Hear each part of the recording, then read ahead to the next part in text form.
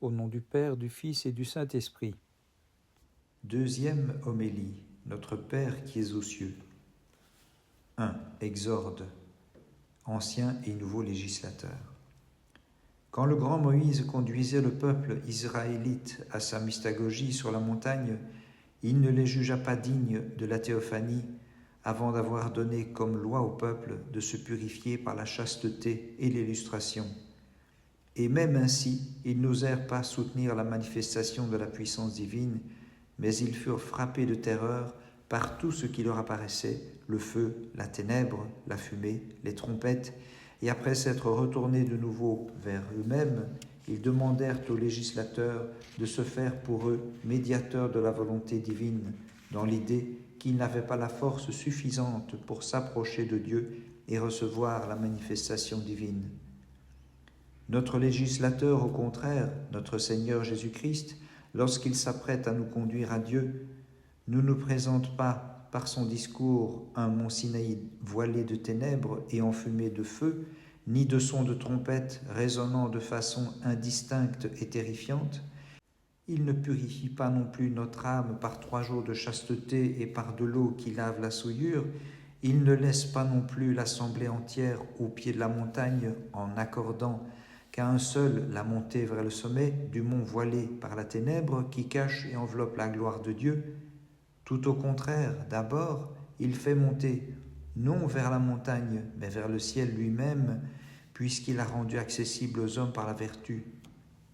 Ensuite, il ne fait pas d'eux de simples spectateurs de la puissance divine, mais des participants, puisque précisément il conduit à une sorte de parenté avec la nature supérieure ceux qui s'approchent de lui.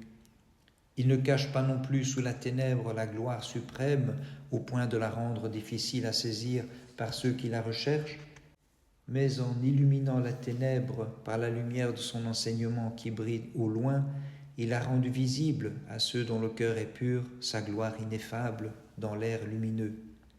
Il fait grâce d'une eau d'aspersion qui ne vient pas de fontaines étrangères, mais sourd de nous-mêmes, qu'on parle soit des sources des yeux, soit de la conscience pure du cœur, sans aucune boue introduite par un quelconque vice, après avoir établi comme loi une chasteté qui se tient à l'écart non pas des relations conjugales légitimes, mais de toute disposition matérielle et marquée par une passion. C'est ainsi qu'il conduit à Dieu par la prière. Car voilà la signification de ces mots par lesquels nous apprenons non pas des sons articulés en syllabes, mais une conception de la montée vers Dieu rendue parfaite par un mode de vie élevé. Il est possible de comprendre la divine mystagogie grâce au mot même de la prière. Quand vous priez, en grec prosepchiste, dit-il, il n'est pas dit quand vous faites un vœu, en grec efchiste, mais quand vous priez, comme s'il convenait que ce qui concerne le vœu soit déjà accompli avant qu'on ne s'approche de Dieu par la prière. Quelle est donc la différence entre ces noms ? Le vœu est une promesse de quelque chose qui est pieusement consacré, tandis que la prière est une demande de bien présentée à Dieu avec supplication. Donc, puisque nous avons besoin de liberté de parole lorsque nous approchons de Dieu, en le suppliant en vue de ce qui nous est profitable, nécessairement ce qui concerne le vœu précédera afin que, après avoir accompli notre part, nous ayons aussi l'audace de demander une compensation à Dieu. C'est pourquoi le prophète dit « Je m'acquitterai envers toi des vœux que mes lèvres ont prononcés » Psaume 65, versets 13 et 14 et « Faites des vœux au Seigneur notre Dieu et accomplissez-les » Psaume 75, verset 12. Et il est possible de trouver en bien les passages de l'Écriture une telle signification de vœu, de façon que nous sachions qu'un vœu, comme il a été dit, est promesse d'une offrande en témoignage de reconnaissance. La prière, elle, représente l'accès à Dieu qui advient après l'accomplissement de la promesse. Le discours nous enseigne donc qu'il ne faut pas demander à Dieu avant de lui avoir présenté une offrande qui trouve grâce à ses yeux. Car il faut d'abord faire le vœu, ensuite la prière, comme si l'on disait que la semence précède la récolte. C'est pourquoi il faut d'abord lancer les grains du vœu, et lorsque ce qui a été semé de grains a ainsi grandi, récolter par la prière la grâce qui vient en échange. Donc, puisque la supplique ne saurait se faire avec liberté, sauf si l'on s'avance vers Dieu précédé par un vœu et une offrande, le vœu précède nécessairement la prière. 3. Première lecture. Qui peut appeler Dieu Père ? Donc, en considérant que cela est déjà accompli, le Seigneur dit à ses disciples, « Quand vous priez, dites, Notre Père qui es aux cieux. Qui me donnera des ailes comme à une colombe ?» dit quelque part dans les psaumes le grand David, psaume 54, verset 7. Et je pourrais moi aussi avoir l'audace de dire une parole équivalente. Qui me donnera ses ailes pour que je puisse m'envoler en esprit à la hauteur de la grandeur de ces paroles, de façon à laisser alors derrière moi toute l'étendue de la terre et traverser tout l'air répandu entre les deux, à appréhender les astres et toutes leurs ordonnances, à ne pas m'arrêter même à cela, mais à les dépasser aussi, à me trouver hors de tout ce qui se meut et change, et à appréhender la nature stable, la puissance immuable qui a son assise en elle-même, qui conduit et porte tout ce qui est dans l'être, tout ce qui dépend de la volonté ineffable de la sagesse divine, pour que, me trouvant par la pensée, au-delà de tout ce qui varie et change, par l'établissement de l'âme dans l'immuable et l'immobile, je m'apparente d'abord en esprit à celui qui est immuable et invariable, puis l'appelle ainsi de l'appellation la plus adéquate et lui disent « Père ». En effet, de quelle âme a besoin celui qui le dit ?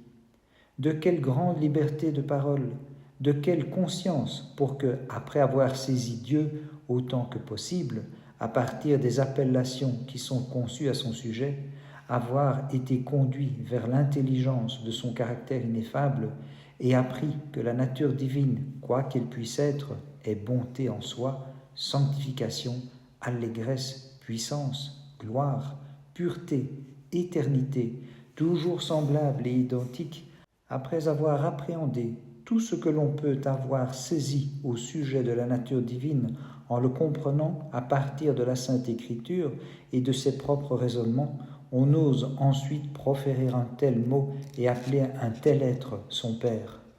Il est évident que, si l'on avait un peu d'intelligence, on n'oserait pas, si l'on ne voit pas aussi en soi les mêmes qualités, proférer ce mot à l'égard de Dieu et lui dire « Père ». En effet, le bon ne peut, par nature, être père du choix mauvais, ni le saint de quelqu'un dont la vie est impure, ni celui qui est invariable de celui qui tourne et change, ni la vie véritable de celui que le péché a fait mourir, ni le pur et l'immaculé de ceux qui se déshonorent dans les passions infâmes, ni le bienfaiteur du Cupide, ni pour tout dire celui qui est reconnu en tout bien de ceux qui sont trouvés en quelque mal.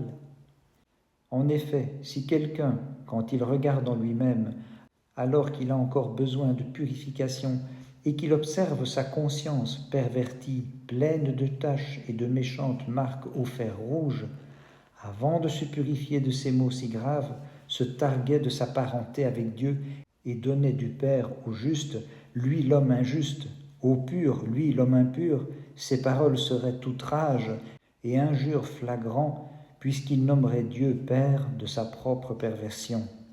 Car le mot « Père » signifie la cause de celui qui existe à partir de lui. Donc, si l'homme, dont la conscience est pervertie, dit que Dieu est son Père, il ne l'accusera de rien d'autre que d'être l'origine et la cause de ses propres péchés. Mais il n'y a aucune communion entre la lumière et les ténèbres, dit l'apôtre. 2 Corinthiens chapitre 6, verset 14.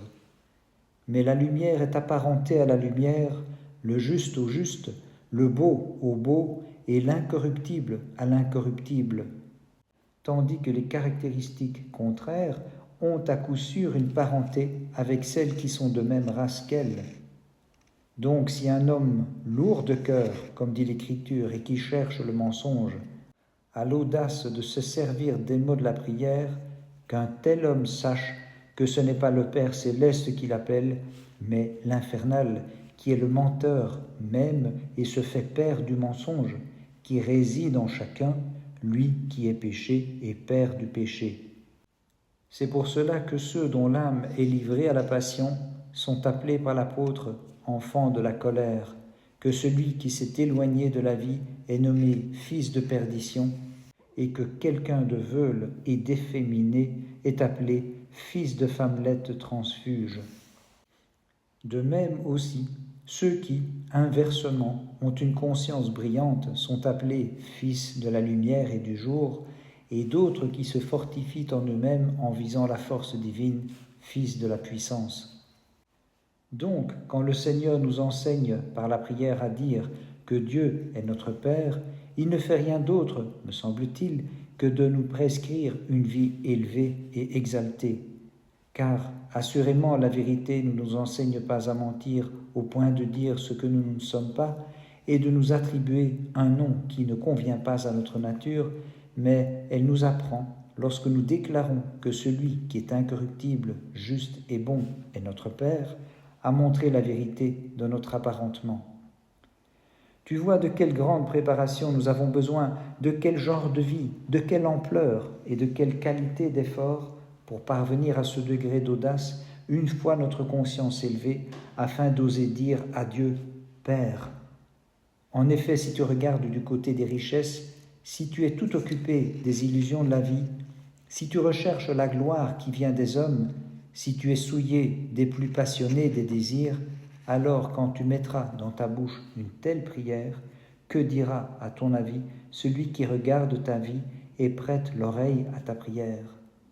Car moi, il me semble entendre des paroles de ce genre, comme si Dieu disait à un tel homme, « Toi, dont la vie est corrompue, tu appelles Père le Père de l'incorruptibilité. Pourquoi souilles-tu, par ta parole répugnante, le nom immaculé ? Pourquoi fais-tu mentir ce mot ? Pourquoi outrages-tu la nature sans souillure ? Si tu étais mon enfant, il fallait que ta vie aussi porte en tout cas la marque qui vient de mes bontés. Je ne reconnais pas en toi l'image de ma nature, les marques en sont contraires. Qu'y a-t-il de commun entre la lumière et les ténèbres ? 2 Corinthiens, chapitre 6, verset 14. Quelle parenté entre la vie et la mort ? Quelle affinité entre ce qui est pur par nature et ce qui est impur ? Grande est la distance entre le généreux et le cupide, sans mélange d'opposition entre le miséricordieux et le brutal. Autre est le Père des maux qui sont en toi.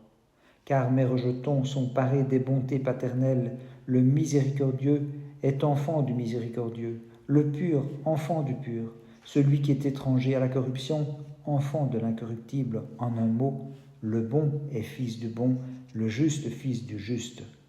Mais vous, je ne sais pas d'où vous êtes. Luc, chapitre 13, verset 27. Il est donc dangereux d'oser cette prière et d'appeler Dieu son Père avant d'avoir purifié sa vie. 4. Deuxième lecture, la patrie dont nous venons. Mais écoutons à nouveau les mots de la prière pour qu'advienne une compréhension du sens de ce qui y est caché par une reprise plus serrée. Notre Père qui es aux cieux.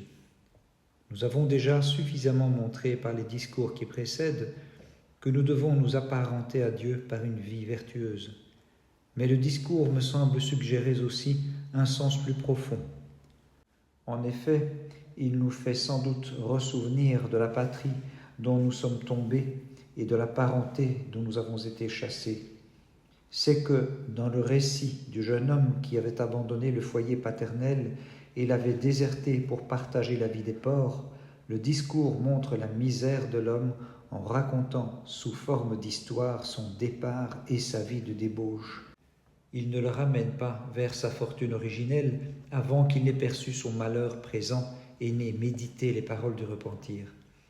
Et ces dernières se trouvaient avoir quelque rapport avec les mots de la prière, car il dit là « Père, j'ai péché envers le ciel et contre toi ».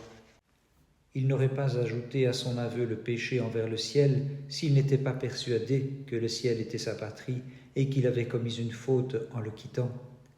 C'est pourquoi, précisément, la méditation d'un tel aveu lui rend son Père accessible, de sorte que son père court vers lui et se jette à son cou avec un baiser. Cela signifie le joug de la parole. Matthieu chapitre 11, versets 29 et 30. Cela signifie le joug de la parole que la tradition évangélique applique aux lèvres de l'homme qui s'est dépouillé de la première joucle du commandement et qui a secoué la loi qui le gardait, et il revêt même de sa robe, non d'une autre, mais de la première, dont il a été dénudé par la désobéissance, celui qui, après avoir goûté les fruits défendus, a vu qu'il était nu. Genèse chapitre 3, verset 7. Une note concernant le terme joucle est ajoutée. Il désigne proprement les lanières qui attachent les bêtes au joug. Et l'anneau qu'il lui met au doigt suggère, par la ciselure du chaton, le recouvrement de l'image. Il protège aussi ses pieds par des sandales pour qu'il n'aille, en approchant le talon nu de la tête du serpent, en subir la morsure. Genèse chapitre 3, verset 15. De même donc que là, ce qui est cause de la bienveillance du Père pour le jeune homme, c'est le fait qu'il soit retourné vers le foyer paternel, celui-ci est le ciel, envers lequel il dit à son Père avoir péché. De même, ici aussi, me semble-t-il, le Seigneur, en enseignant à appeler Père celui qui est aux cieux, te fait te souvenir de la bonne patrie pour t'inspirer un désir plus fort du bien et te mettre sur la route qui fait remonter de nouveau vers la patrie. Or, la route qui fait monter la nature humaine vers le ciel n'est rien d'autre que fuite et abandon des maux terrestres. Et fuir les maux n'a pas d'autre sens, me semble-t-il, que de devenir semblable à Dieu. Et devenir semblable à Dieu, c'est devenir juste, saint, bon, et tout ce qui est de ce genre. Car quelqu'un, autant que cela est possible, en imprime-t-il visiblement les caractères en lui-même, qu'il quittera sans effort, spontanément la vie terrestre pour la région céleste. Car l'intervalle entre l'humain et le divin ne révèle pas de l'espace, si bien que nous aurions besoin d'une machine ou d'une invention pour faire migrer cette petite chair lourde, pesante et terreuse vers le mode de vie incorporel et intelligible. Mais puisque c'est de façon intelligible que la vertu est séparée du mal, c'est dans le seul choix de l'homme que réside la possibilité d'être là où son désir l'incline. Donc, puisqu'il n'y a aucune peine à choisir le bien, et que précisément l'obtention de ce qu'on a choisi auparavant suit le choix, il t'est possible d'être aussitôt au ciel si tu reçois Dieu en ta pensée. En effet, si, comme dit l'Ecclésiaste, Dieu est au ciel en haut, et que toi, tu es à Dieu parce que tu t'y es attaché toi-même par ton désir, de toute nécessité, celui qui est lié à Dieu se trouve là où est Dieu. Donc, lorsqu'il t'enjoint de dire dans la prière que Dieu est ton Père, il ne t'ordonne rien d'autre que de devenir semblable au Père céleste par une conduite digne de Dieu, comme il l'a d'ailleurs prescrit encore plus clairement ailleurs quand il dit « Devenez parfait, précisément comme votre Père céleste est parfait ». Matthieu chapitre 5, verset 48. Donc, si nous avons compris le sens d'une telle prière, il serait temps de préparer nos âmes pour qu'un jour nous osions prononcer à notre tour de notre bouche ces mots. De même que sont visibles les marques caractéristiques de la ressemblance avec Dieu, par lesquelles il est impossible de devenir fils de Dieu, à tous ceux qui l'ont reçu, dit-il, il a donné le pouvoir de devenir enfants de Dieu. Jean chapitre 1, verset 12. Et qu'il reçoit Dieu en lui, celui qui recouvre la perfection du bien. De même, il existe des signes particuliers, caractéristiques du mauvais aussi. Celui qui les porte ne peut être fils de Dieu, puisqu'il porte l'image de la nature contraire.